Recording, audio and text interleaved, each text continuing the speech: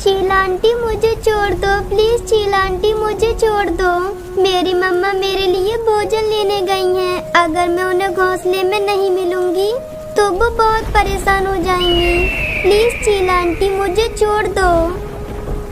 अरे ऐसे कैसे छोड़ दूं? इतनी तेज बारिश में बड़ी मुश्किल से तो तू मुझे खाने के लिए मिली है और तू कहती है कि मैं तुझे छोड़ दूं? नहीं, मैं तुझे नहीं छोड़ूंगी। ये कहकर चील रानू चिड़िया की बेटी को मारकर खाने लगती है और खाकर वहाँ से चली जाती है।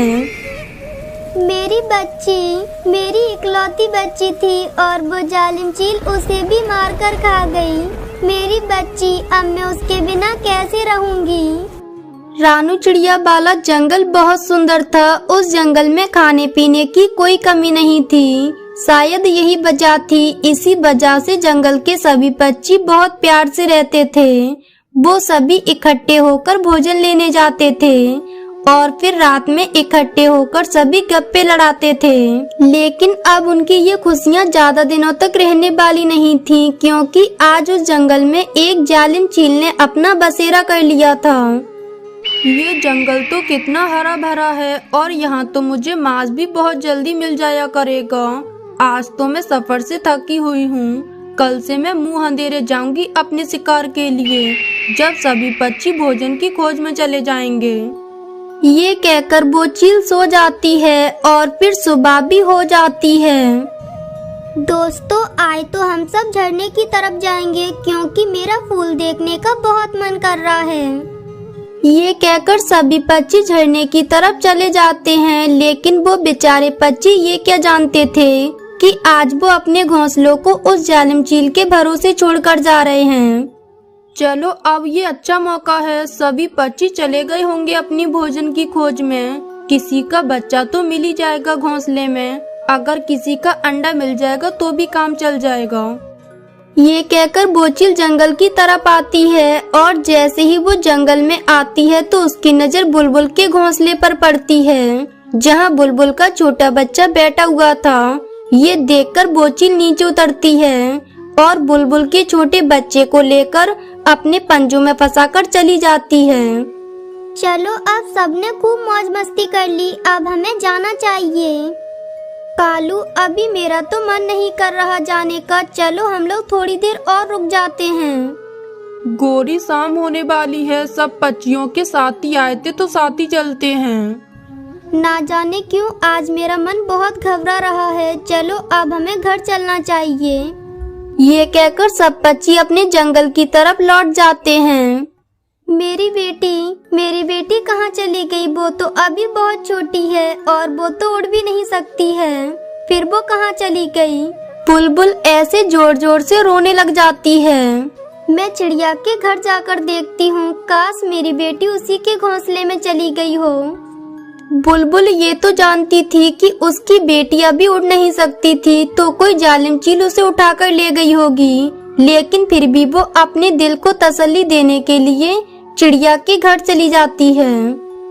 बुलबुल, क्या हुआ? तुम ऐसे क्यों रो रही हो? सब कुछ ठीक तो है ना? रानू, मेरी बेटी नहीं है घोंसले में। क्या मेरी बेटी तुम्हारी तरफ तो नहीं आ गई? नहीं बुलबुल, यहाँ तो कोई नहीं आया। मेरा बेटा तो सुबह से अकेला ही बैठा है।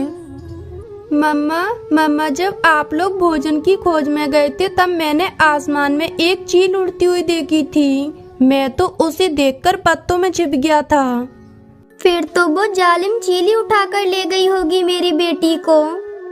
लेकिन बुलबुल, हमारे जंगल में तो कोई चील नहीं रहती। हम सुबह तुम्हारी बेटी की खोज करेंगे क्योंकि अभी तो रात हो गई है। तुम आज की रात मेरे घोंसले में ही सो जाओ।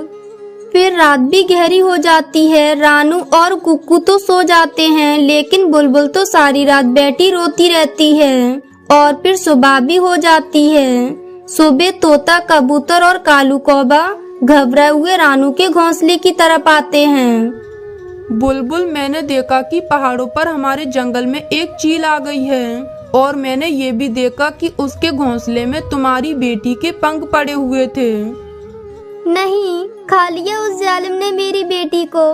मैं क्यों चली गई थी भोजन की तलाश में? अगर ना जाती तो मेरी बेटी आज मेरे पास होती। बुलबुल अब क्या हो सकता है, हम मुकाबला भी तो नहीं कर सकते उस जालिम चील का। चिड़िया, अब तो वो जालिम चील बारी बारी से हमारे बच्चों को खाएगी और फिर हमें। फिर वो सभी पक्षी बहुत ज्यादा नाराज हो जाते हैं और फिर वो सभी अपने अपने घर की तरफ चले जाते हैं। कालू, मेरा मन तो बहुत डर रहा है और मेरा जग्गू तो बहुत छोटा है, वो तो अभी उड़ भी नहीं पाएगा। अगर उसे वो चील ले गई तो मैं तो मर ही जाऊंगी। आज वो फिर से आएगी चील और फिर ले जाएगी किसी न किसी बच्चे को। गोरी, सब पक्षी ही परेशान हैं। कालू, मुझे सबकी क्या चिंता, मुझे तो बस अपने जग्गू की चिंता है। मैं सुबह से सोच रही हूँ और मैंने एक उपाय सोचा है जिससे वो चील हमारे जग्गू को नहीं खाएगी। क्या गोरी, क्या उपाय है तुम्हारे पास? हम उस चील के पास जाते हैं और उससे कहते हैं कि वो हमारे घोंसले में ना आए। बदले में हम उसे बताएंगे कि किस किस घोंसले में अंडे और उसके लिए मांस मिलेगा। लेकिन गोरी, ये सब पक्षी हमारे दोस्त हैं, हम अपने दोस्तों के साथ ऐसा नहीं कर सकते। कालू जी, जब अपनी जान बचानी हो तो करना पड़ता है ऐसा। तुम चलो जल्दी से मेरे साथ। फिर कालू कौवा भी गोरी कौवी की बातों में आकर उसके साथ चील की तरफ चल देता है। चील दी, आप क्या कर रही हैं? अरे आओ काले काले कौवे, कैसे आए हो? चील दी, आपकी उड़ान ऊंची, आपकी शान ऊंची, लेकिन हम काले काले कौवे इस काबिल नहीं कि हम आपकी कोई काम आ सकें। लेकिन फिर भी आपसे दोस्ती करने आए हैं। दोस्ती, और वो भी तुम काले कौवे से? ये मेरी शान के खिलाफ है। चीलदी, हम आपको बताएंगे कि आपको किस घोंसले में अंडे और बच्चे मिलेंगे। ऐसे हमें आपकी थोड़ी सेवा करने का मौका मिलेगा और आपको भी आपका भोजन मिलता रहेगा। कौवे होते तो बहुत शैतान हैं, सीधी सीधी बात करो, बदले में क्या चाहते हो? बस ये कि आप कृपा करें, बस हमारे घोंसले की तरफ ना आएं। इसका मतलब ये कि तुम्हारे घोंसले में भी कोई छोटा बच्चा है। मुझे अपने जग्गू से बहुत प्यार है, बस मेरे जग्गू को ना खाना। मैं सब करूँगी जो जो आप कहोगी। मैंने आज तक किसी से दोस्ती की नहीं है, लेकिन जब तुम दोनों खुद चलकर आए हो और इतनी जिद कर रहे हो तो आज से हमारी तुम्हारी दोस्ती पक्की। ये सुनकर तो गोरी कौवी और कालू कौवा बहुत खुश हो जाते हैं। अच्छा चीलदी, अब हम चलते हैं। अगर हमें किसी पक्षी ने यहाँ बैठे देख लिया तो उन्हें हम पर शक हो जाएगा।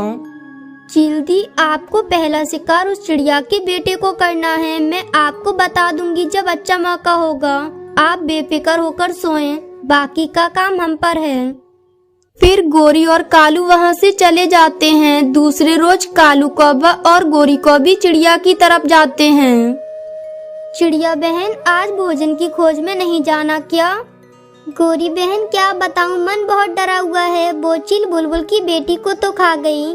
तोता तो आज अपने घोंसले में अपने बच्चे के पास बैठा है।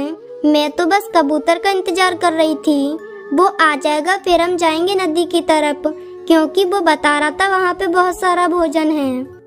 क्या करे रानू, भोजन के लिए तो जाना ही होगा। मेरा बेटा भी तो छोटा है। मैं तो आज अपने घोंसले में रहूंगी और मेरा भोजन तो ये कालू ले आएगा। मैं तुम्हारे बेटे पर भी नजर रखूंगी। तो फिर आज तुम नदी की तरफ ही जा रही हो ना? हाँ कालू भैया, बस कबूतर आ जाए। तभी वहाँ कबूतर भी आ जाता है। तुम जाओ और जल्दी जल्दी अपना भोजन ले आओ, अब हम भी चलते हैं। और फिर गोरी और कालू भी वहाँ से चले जाते हैं। चिड़िया, ये शैतान क्या कह रहे थे? कुछ नहीं, बस पूछ रहे थे कि भोजन लेने कब जाना है। चिड़िया, मुझे तोते ने बताया कि कल शाम ये दोनों चील के पास बैठे बहुत गप्पे लड़ा रहे थे उससे। रानू, तुम एक काम करो, कुकू को भी अपने साथ लेकर चलो। मुझे बहुत डर लग रहा है। हम दोनों बारी बारी उठा लेंगे कुकू को। कबूतर भैया, मैं भी बहुत डरी हुई हूँ, हम ऐसा ही करते हैं। फिर उसके बाद रानू चिड़िया अपने बेटे कुकू को साथ लेकर कबूतर के साथ भोजन लेने नदी की तरफ चली जाती है। गोरी, मैं भोजन लेने जा रहा हूँ और तुम चील की तरफ जाओ और उसे बताओ कि रास्ता साफ है। चिड़िया भोजन लेने नदी की तरफ गई है और उसका बेटा घोंसले में अकेला है। फिर कालू कौवा भोजन लेने चला जाता है और गोरी कौवी चील को बताने के लिए उसकी तरफ जाती है। लेकिन गोरी कौवी ये नहीं जानती थी कि आज रानू चिड़िया अपने बेटे को भोजन लेने साथ ही लेकर गई है। वो तो चील के पास आ जाती है। चील दी जल्दी से जाइए, आपका शिकार तैयार है। रानू चिड़िया का बेटा घोंसले में अकेला है और रानू चिड़िया भोजन लेने नदी की तरफ गई है। ये हुई ना बात, तुम मेरी अच्छी सहेली हो। ये कहकर चील चिड़िया के घर की तरफ चली जाती है। मुझे भी बहुत भूख लगी है, मैं भी कहीं से फल वगैरह ढूंढ कर खा लेती हूँ, क्योंकि अब मेरी सहेली मेरे घोंसले की तरफ तो जाएगी नहीं। फिर गोरी कौवी फल ढूंढने बाग की तरफ चली जाती है और जैसे ही चील चिड़िया के घोंसले में आती है तो देखती है कि वहाँ तो कुछ भी नहीं था। ये देखकर उसे गुस्सा आ जाता है। फिर वो थोड़ा आगे बढ़ती है तो देखती है कि एक तोते के घोंसले में बच्चा तो था, लेकिन तोता तो उसी की तरफ देख रहा था। मैं कल शाम से भूखी हूँ और इन कौवों ने मेरे साथ मजाक किया है, मुझसे झूठ बोला है। मुझे बहुत भूख लगी है। मैं एक काम करती हूँ, कौवों के घोंसले की तरफ ही चली जाती हूँ। वहाँ तो मुझे मांस पक्का मिल जाएगा। जग्गू नाम है मेरे आज के शिकार का। ये कहकर चील कौवों के घोंसले में आ जाती है और वो गोरी कौवी के बेटे जग्गू कौवे को मारकर खाने लगती है। गोरी, अब बस कर जाओ, तुम सुबह से पानी पूरी खाए जा रही हो, पेट फट जाएगा तुम्हारा। कालू जी, आप तो हर समय बस मेरे खाने पर ही नजर रखा करो। आखिर मैं मालकिन हूँ इस पानी पूरी की, मेरा जितना जी करेगा मैं उतनी खाऊंगी। कालू और गोरी की जंगल में पानी पूरी की दुकान थी और उनकी वो पानी पूरी बहुत ही स्वादिष्ट थी। सभी पक्षी कालू और गोरी की पानी पूरी खाने के बारे में सोच रहे थे। तोते, क्या तुमने खाई है कालू से पानी पूरी लेकर? कबूतर, यार मैं गया तो था, लेकिन उसकी पानी पूरी तो बहुत महंगी है। मेरे पास एक सेब था, लेकिन वो तो एक प्लेट पानी पूरी के बदले 2 सेब मांग रहा था। तो क्या अब नहीं खाओगे तुम? खाऊंगा तो जरूर, मैं तो एक और सेब ढूंढ कर लाया हूँ, बस अब जा ही रहा था। हाँ, मेरे पास भी ये गेहूं के दाने हैं, तो फिर चलो हम दोनों इकट्ठी पानी पूरी खाने चलते हैं। वैसे भी मैं ये गेहूं के दाने खा खा कर थक गया हूँ। और फिर तोता और कबूतर कालू कौवे की दुकान पर पानी पूरी खाने चले जाते हैं।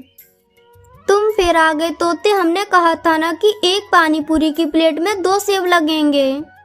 गोरी बहन, आप क्यों इतना गुस्सा हो रही हो? ये देखो मैं लेकर आया हूँ ना एक और सेब।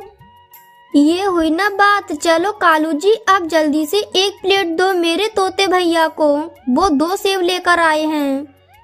गोरी बहन, मेरे पास भी ये गेहूं के दाने हैं और होते तो ये भी बहुत अच्छे हैं, इसलिए आप इन्हें रख लो और मुझे भी एक प्लेट पानी पूरी दे दो। वैसे भी मैं ये गेहूं के दाने खा खा कर थक गया हूँ। कबूतर, एक पूरी प्लेट नहीं मिलेगी इन गेहूं के दानों के बदले, आधी प्लेट मिलेगी। लेनी है तो लो, वरना भाग जाओ यहाँ से। गोरी बहन, आधी प्लेट ही दे दो, लेकिन पानी थोड़ा ज्यादा दे देना।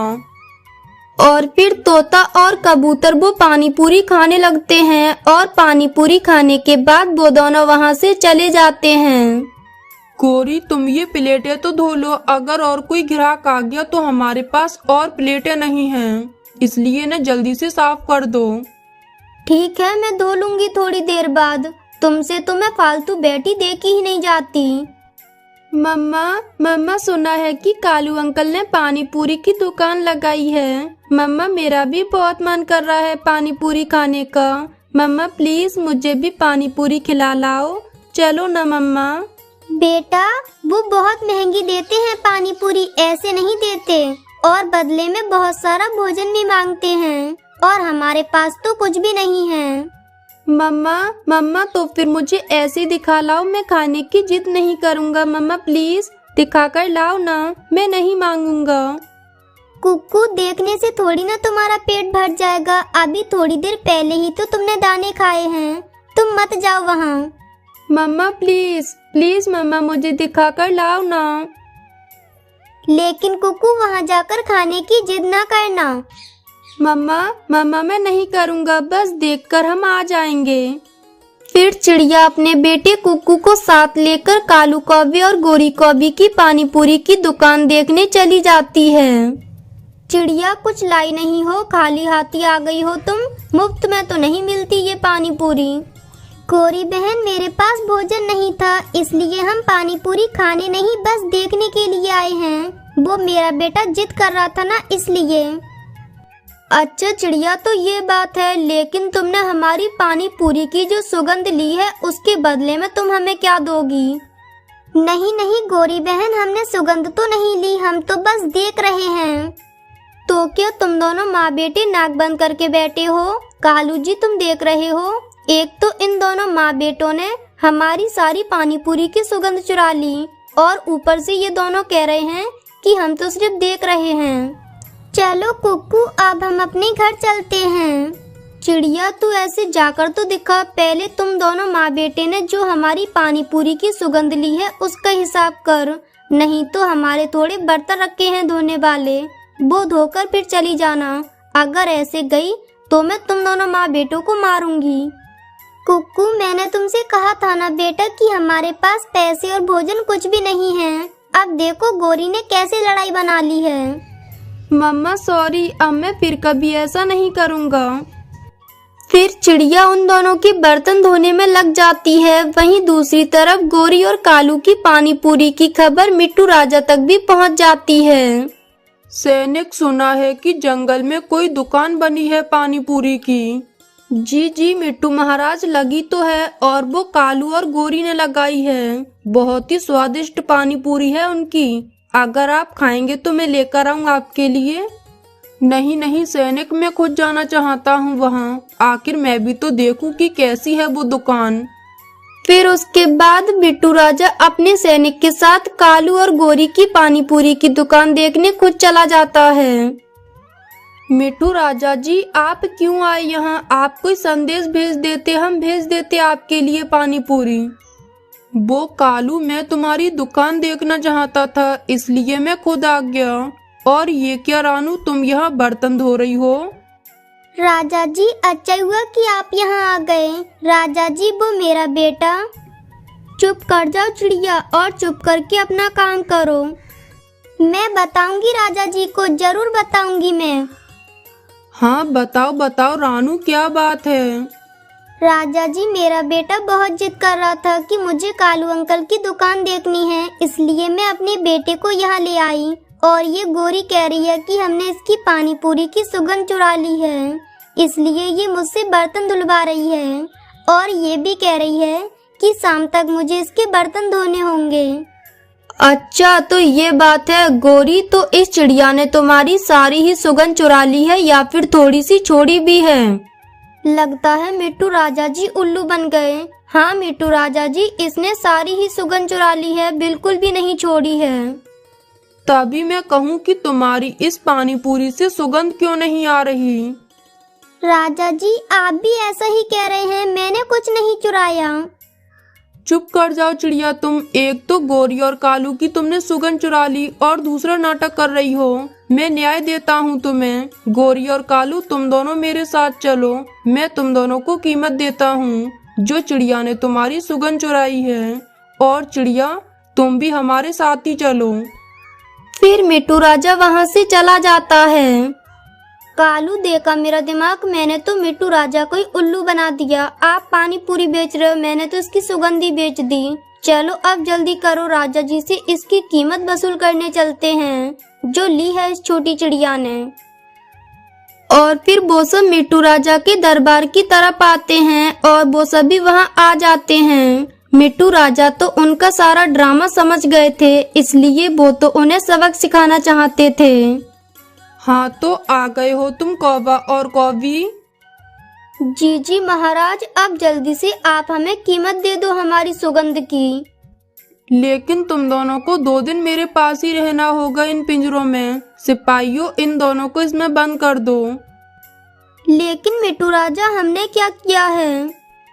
बस कल तक तुम इन पिंजरों में रहोगे तो तुम्हें सब पता चल जाएगा। फिर उसके बाद सिपाही उन दोनों को पिंजड़ों में बंद कर देता है। चिड़िया अब तुम जाओ अपने घर, लेकिन कल जरूर आना। फिर चिड़िया वहाँ से चली जाती है और अगले दिन वो फिर से मिट्टू राजा के पास आ जाती है। गोरी और कालू तो पिंजड़े में कैद थे और उन दोनों को बहुत भूख लगी हुई थी। उनके सामने काफी सारे फल रखे हुए थे, लेकिन वो दोनों सिर्फ उन फलों को देख सकते थे, लेकिन खा नहीं सकते थे। राजा जी, मुझे तो बहुत भूख लगी है, प्लीज आप मुझे कुछ खाने को दे दो। गोरी, तुम कहती हो कि तुम्हें भूख लगी है और तुम्हारे सामने ये इतने सारे फल तो पड़े हुए हैं। तुम पागल बना रही हो हमें। लेकिन राजा जी, फल तो मेरे सामने पड़े हैं, कौन से वो मैंने खाए हैं? गोरी, इनकी सुगंध से पेट भरो। जैसे चिड़िया ने तुम्हारी पानी पूरी की सुगंध से अपना पेट भर लिया था, ठीक वैसे ही भर लो। ये सुनकर तो गोरी समझ जाती है कि राजा जी उसे उसके किए की सजा दे रहे हैं और फिर गोरी राजा जी से और रानू से माफी मांगती है। फिर राजा जी उन दोनों को छोड़ देते हैं। राजा जी, आपने इन दोनों को बहुत अच्छा सबक सिखाया है। अब आइंदा से ये दोनों ऐसी गलती दोबारा नहीं करेंगे। फिर उसके बाद रानू चिड़िया अपने बेटे को लेकर खुशी खुशी अपने घर आ जाती है। दोस्तों, ये थी आज की कहानी। और हाँ दोस्तों, इस कहानी से ये सीख मिलती है कि हमें हर मुसीबत का बड़ी ही समझदारी से सामना करना चाहिए। और हाँ दोस्तों, आज का सवाल ये है कि कालू और गोरी को पिंजड़े में बंद क्यों किया था? अगर आपको पता है तो कमेंट बॉक्स में लिखकर जरूर बताएं। और अगर आप हमारे चैनल पे नए हो तो चैनल को कर दो सब्सक्राइब और हमारी वीडियो को कर दो लाइक। और हाँ दोस्तों, घंटी बजाना ना भूलना ताकि नई वीडियो आपके फोन की स्क्रीन पर हो। मिलती हूँ मैं आपको अगली वीडियो में, तब तक के लिए धन्यवाद।